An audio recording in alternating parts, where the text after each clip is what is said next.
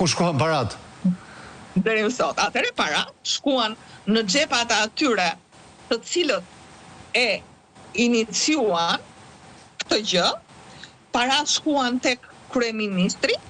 tek bandat që ushqejnë kryeministrit, se sot ne nuk kemi banda që mbajnë në pushtet kryeministrin, ne kemi banda të instaluara në pushtet. Dhe ajo që tregoi rezultati i zgjedhjeve të 11 maj, aty shkuan i dashur Bledi 430 milionë euro. Shkuan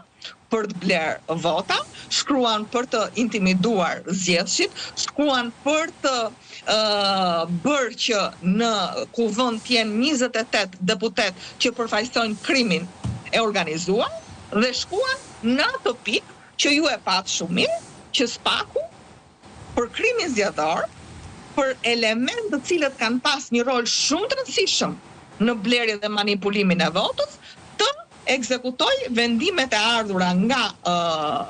partnerët italian 10 ditë, 12 ditë pas mbarimit të zgjedhjeve, ndërkohë që prej 80 ditësh dosja ndodhej në SPAK dhe në gjykatën e posaçme. Pra, kemi veprime që kanë ndodhur në 2025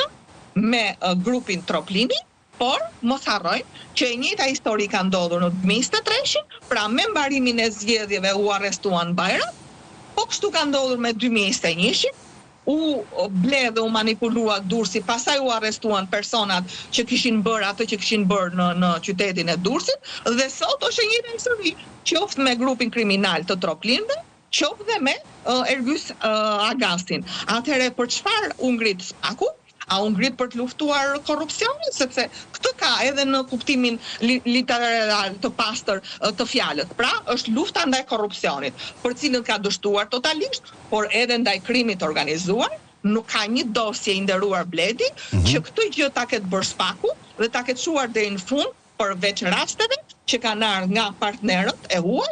dhe edhe në këtë rast ka dekonspirim për shumë nga aksionet, dhe të gjitha aksionet janë bërë me vonesë. Se unë po të bëj tani një pyetje tjetër.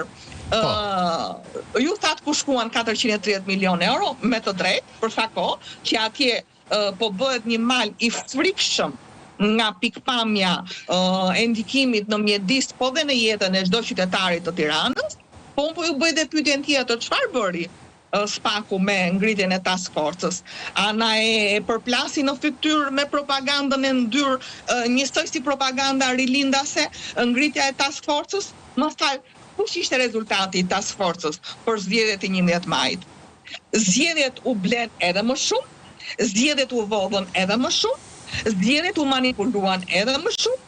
dhe ndikimi i grupeve kriminale ishte më i fortë vetëm në zgjedhjet e 2023-shit apo në 2021-shit. Atëherë, kush është qëllimi i ngritjes së SPAK-ut?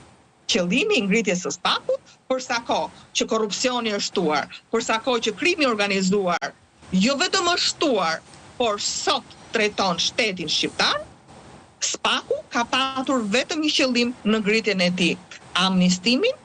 e çdo gjë që bën kryeministri dhe personat që do ai ti amnistoj, se ato që nuk do ai, thot Altin Dumanit, këtë merre sot, këtë merre nesër dhe këtë merre pas nesër, dhe nga ana tjetër të përdoret si armë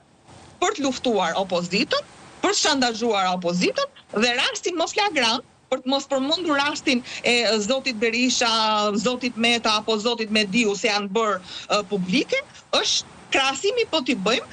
precedent